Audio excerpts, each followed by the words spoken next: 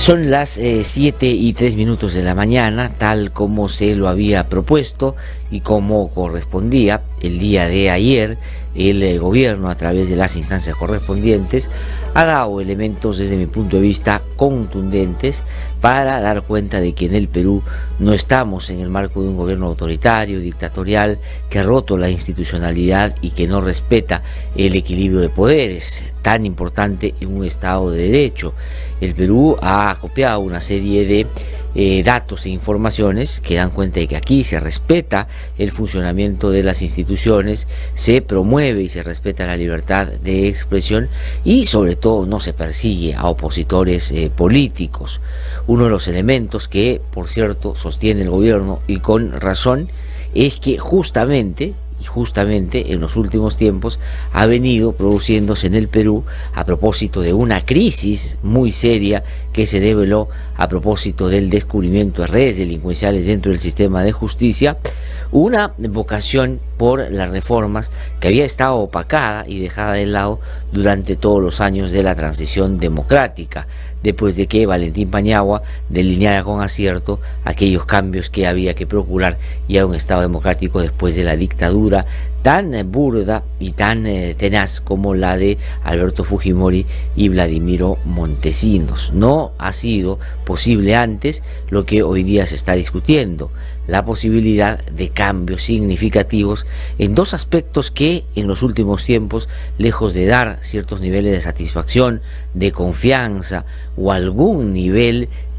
por lo menos de simpatía, han dado absolutamente lo contrario. Estamos hablando de la justicia y estamos hablando de la política, que hoy, entremezclados en lo que nos presenta la escena en nuestro país, han producido una serie de investigaciones y juicios a políticos y a exfuncionarios, pero no porque se tenga el interés de perseguirlos por algún nivel de anivelación frente a ellos, sino porque están claramente relacionados con hechos que pueden terminar ya no siendo actos de corrupción aislados o muy concretos y puntuales, sino por haber participado de redes criminales que de manera sistemática generaron actos que algunos de corrupción y otras, por supuesto, bordeando el lavado de activos. Eso es lo que se está investigando y el gobierno ha hecho de una manera consistente una ayuda a memoria para que en Uruguay no caigan en esa vendida de humo que está haciendo Alan García con el claro interés de una vez más proteger su propio interés y tratar de evadir la justicia. El gobierno tiene todo de su lado para garantizar que en el Perú hay libertades que se respetan y, por cierto, esta vocación por el cambio, acompañado mayoritariamente por la población, es solo un signo de aquello que es posible a estas alturas hacer, porque hay efectivamente un ambiente democrático y lejos de ser un asunto contrario al propio sistema democrático o a sus principales fundamentos. Alan García ha dicho que el referéndum es una manera de ajustar a los políticos, más bien desde una lógica de participación ciudadana y de llenar de contenido el sistema democrático, que no solo costó recuperar, sino cuesta mantener. La participación activa de la población termina siendo un elemento fundamental a resaltarse como positivo y no, como Alan García pretende, que se vea como un asunto que busca intimidar a la política. La política está totalmente desacreditada, no porque la gente se ha puesto de acuerdo para caminar en esa dirección y tratar de con ello desprestigiarla. Al contrario, el comportamiento de la política, que entre otras cosas no ha querido en los últimos tiempos hacer esas reformas que hoy día por lo menos se están delineando, ha llevado a la clara conclusión de que lo que tenemos ahí no es una representación fidedigna, pero además que no hay ese interés por vincularse con el interés mayoritario de la población y hacer esos cambios que hace tiempo se vienen reclamando. Por el contrario, muy por el contrario, la gente tiene siente la tremenda insatisfacción de no sentirse identificado con esas prácticas que, en sus vínculos con lo que hoy el sistema de justicia está tratando de manera institucional, pueden dar cuenta ya no solo de políticos insensatos, poco vinculados al interés ciudadano, sino de redes dentro de los partidos políticos relacionados con la criminalidad organizada para protegerse y, por cierto, para sacarle un provecho ilegal a su posición espectacular en términos de la posición que tienen en las instancias de poder para las cuales han sido elegidos. Entonces estamos en un momento en el hay un respeto de los poderes del Estado. El Poder Judicial hoy día está en manos de alguien que no hubiera podido llegar a ser presidente de la Corte si es que no se descubría el tema de los CNM audios. El Congreso de la República, al contrario, ha venido en los últimos tiempos buscando someter al Ejecutivo, habiéndolo conseguido muy claramente con el expresidente Pedro Pablo Kuczynski, produciendo además su renuncia a propósito de este arrinconamiento y de lo que él claramente hizo en sus vínculos con Odebrecht, que hoy día también están siendo investigados. El Tribunal Constitucional está desarrollando su trabajo de una manera impecable y ha podido reconducir algunos temas fundamentales que están relacionados con algunos riesgos que puedan haber sido, si se materializaban, muy peligrosos para el funcionamiento del Estado constitucional de derecho. Tenemos también en este momento a un Ejecutivo trabajando libremente, hay libertad de expresión, hay libertad de reunión, hay libertad de opinión, es decir, no hay manera. Es más, están así, que las cosas no están controladas, que más bien los opositores al gobierno de Vizcarra tienen control sobre el Ministerio Público al defender a un personaje que están blindando de una manera vergonzosa y más bien están desde ahí tratando de petardear el trabajo que está haciendo el Ejecutivo. Es decir, no hay manera de que un Estado democrático como el Uruguay, un presidente como Tabaré Vázquez, salvo por la amistad que tiene con Alan García, pues den acogida a unos argumentos que no solo no se sostienen en la realidad,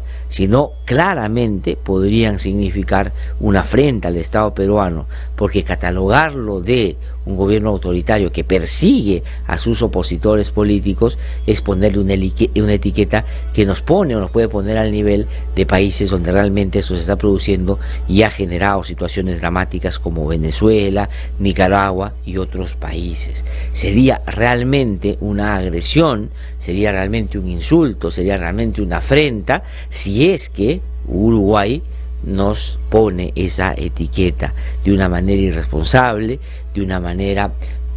incorrecta, pero sobre todo de una manera irresponsable, porque esto podría terminar no solo beneficiando a Alan García y a otros que como Toledo verían eso el argumento perfecto para ya no regresar al Perú y seguramente encontrar una protección en Estados Unidos más allá de la que ya por estos días tiene, sino que además, como ayer nos explicaba un especialista en los temas de América Latina y en el ámbito de la lucha contra la corrupción desde lo penal, pues esto podría significar también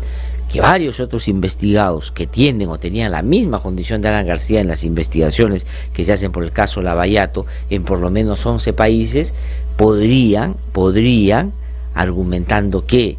Uruguay es el lugar donde dan asilo a presuntos delincuentes, poder buscar una salida o una ventana de escape para tratar de estar en mejor situación, pese a que hay una legitimidad detrás de la persecución penal que hay sobre ellos por los vínculos que pueden haber tenido en torno o sobre estos casos tan graves de criminalidad organizada. Es decir, no solo es una afrenta para el Perú porque nos ubica en una situación que no es correcta, no solo es una afrenta porque tiene que ver con garantizarle la impunidad a Alan García, que es de alguna manera ya en él un asunto muy constitucional, un asunto que ha hecho toda su vida, sino que además va a beneficiar a otros posibles corruptos en el Perú y con eso puede abrir, como digo yo, una puerta falsa a todos los corruptos en la región que están involucrados en las investigaciones del caso Lavallato. No creo que Uruguay quiera cumplir ese papel y quiera autodenominarse como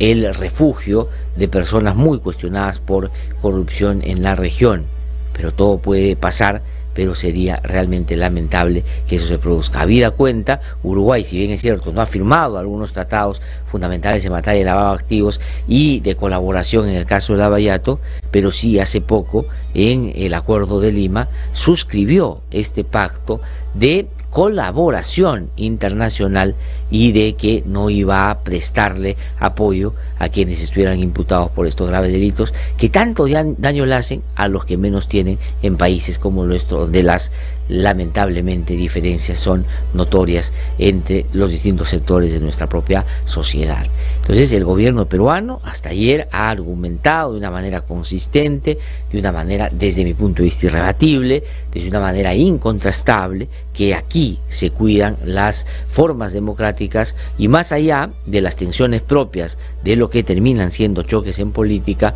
pues no ha habido una ruptura y al contrario, todo se ha canalizado por la vía constitucional. Cuando renunció el presidente Kuczynski, fue la Constitución la que marcó la pauta de la sucesión. Cuando el presidente Vizcarra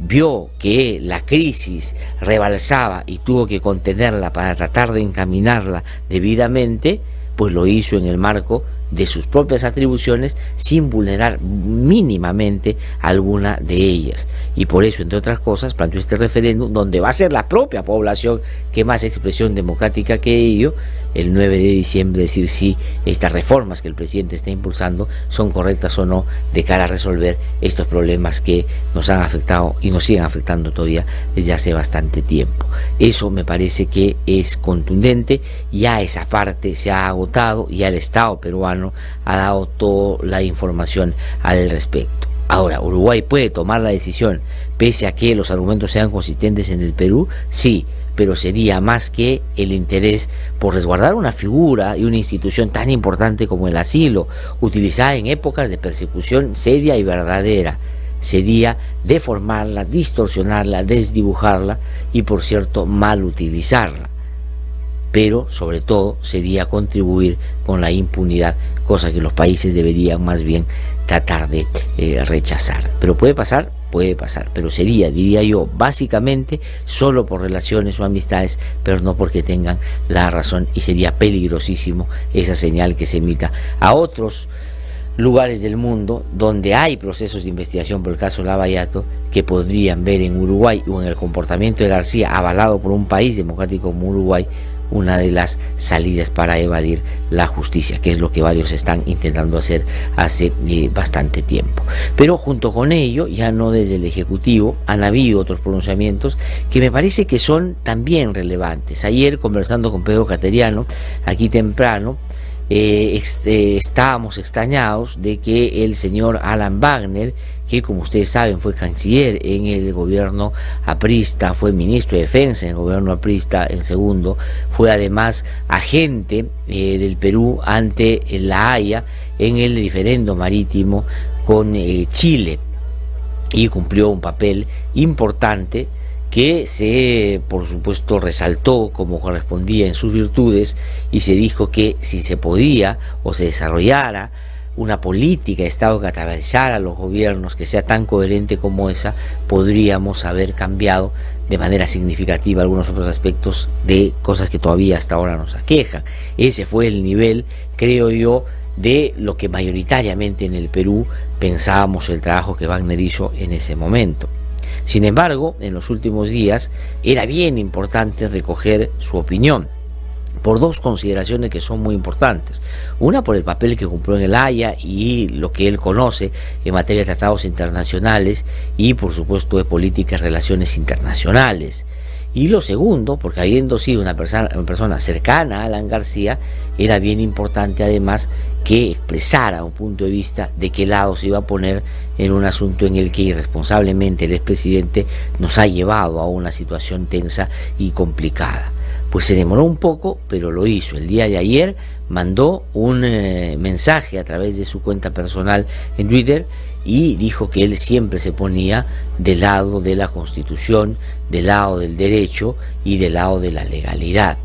El primer tuit fue así de general y muchas personas insistieron que aclarar un poco más su punto de vista y si estaba o no de acuerdo con el asilo solicitado por el expresidente Alan García. Y ahí es donde muy claramente, y quiero reconocer eso como importante, dijo que él creía que, si bien es cierto, ya Alan García se había puesto a derecho, ya estaba sometido a la justicia, le ha terminado sorprendiendo que pide este asilo y que no tiene asidero porque, en fin, aquí en el Perú no hay persecución política y se respeta lo que la democracia manda. Y ese pronunciamiento me parece que es importante por las consideraciones que yo acabo de mencionar. Y de ahí en adelante ha dado una serie de entrevistas a distintos medios de comunicación haciendo referencia a esto que es importante. Que si bien es cierto, a Alan García hay que presumir su inocencia porque no se le ha probado nada en términos judiciales,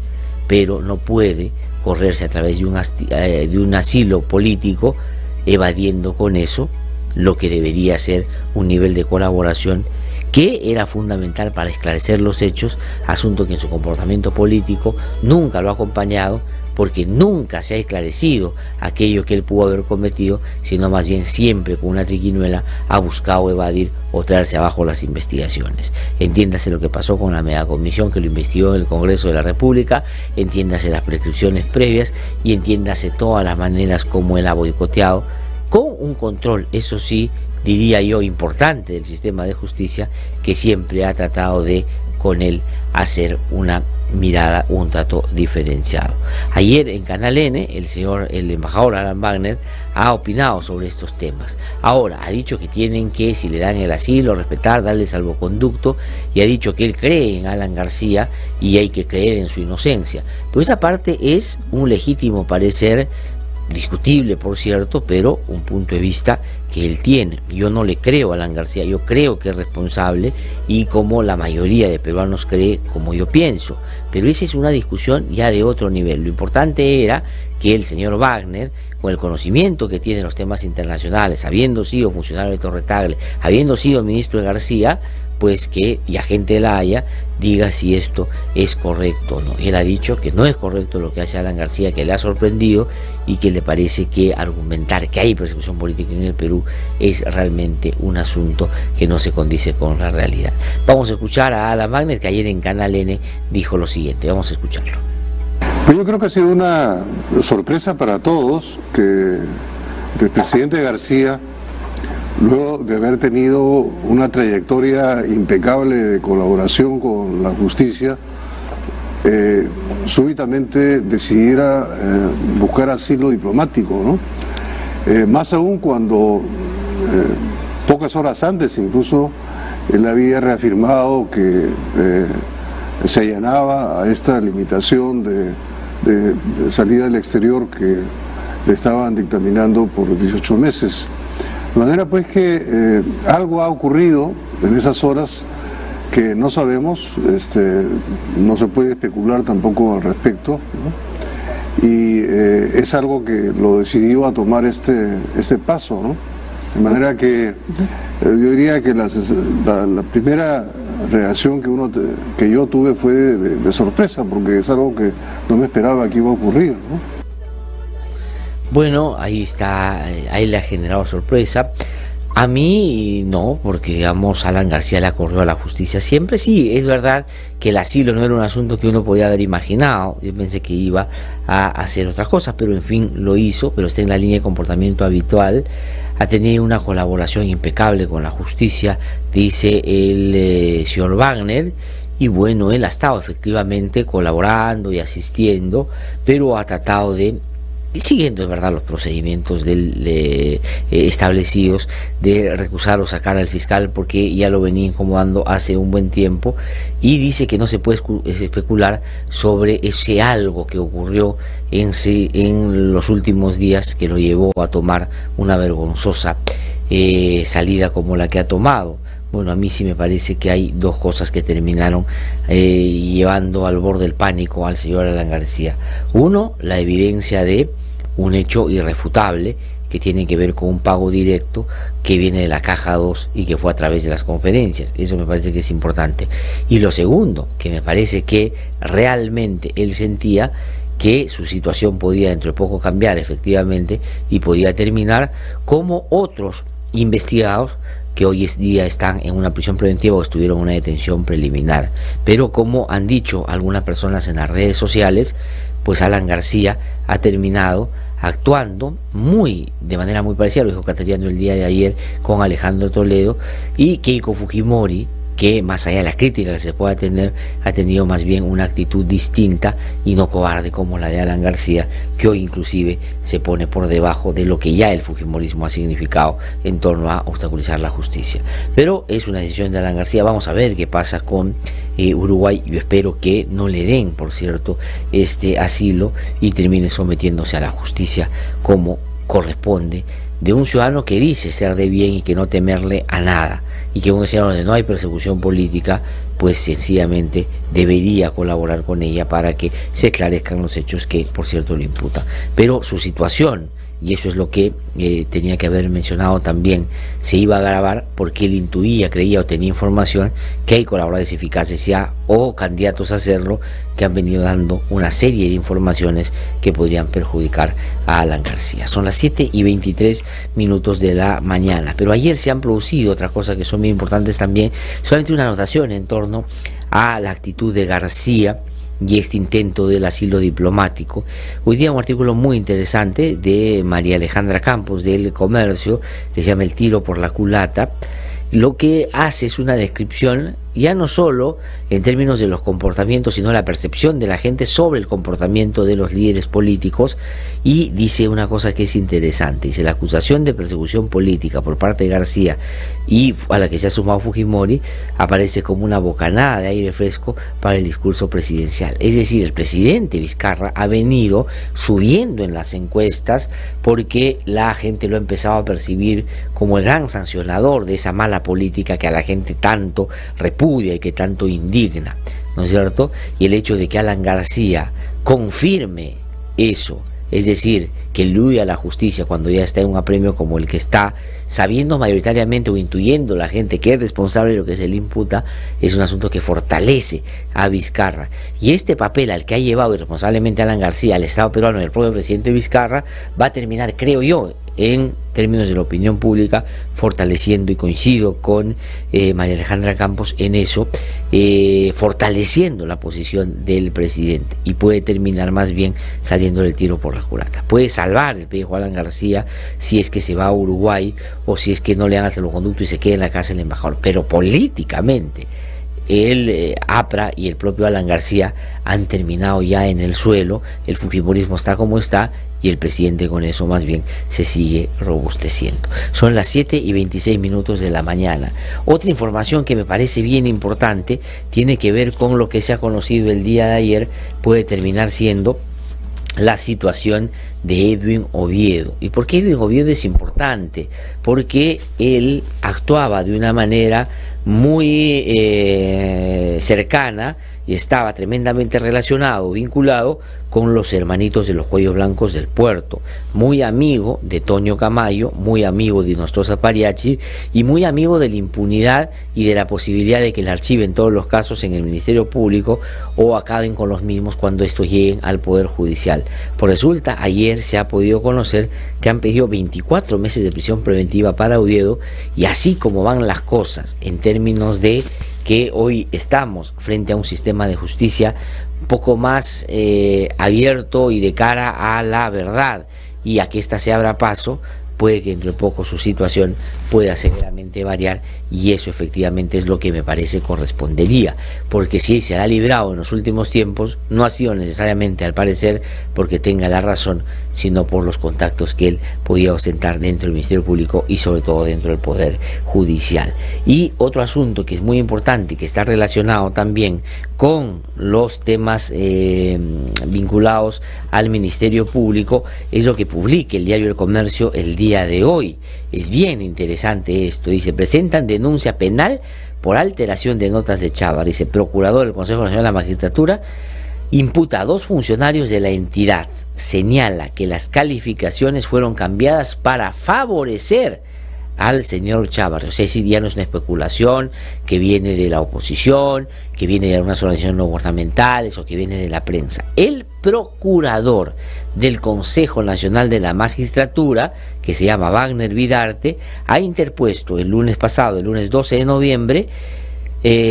ante la Segunda Fiscalía Provincial Penal de San Isidro, una denuncia penal contra José Antonio Alarcón Butrón, jefe de la Oficina de Tecnología de Informaciones del Consejo, área donde presuntamente se alteraron las calificaciones del fiscal de la Nación, Pedro Chávarri, durante su proceso de ratificación como fiscal supremo. El procurador Vidarte, dice El Comercio, considera, según el documento al que tuvo acceso el Comercio, que la alteración de las notas y de los comentarios en el expediente Chávarri se debió a una alteración intencional que tenía como propósito primigenio favorecer al fiscal supremo Chávarri Vallejos. En diálogo con El Comercio, el procurador Vidarte consideró de relevancia la declaración del testigo y trabajador del CNM Miguel Montoya ante la Fiscalía Especializada de Crimen Organizado del Callao y que fue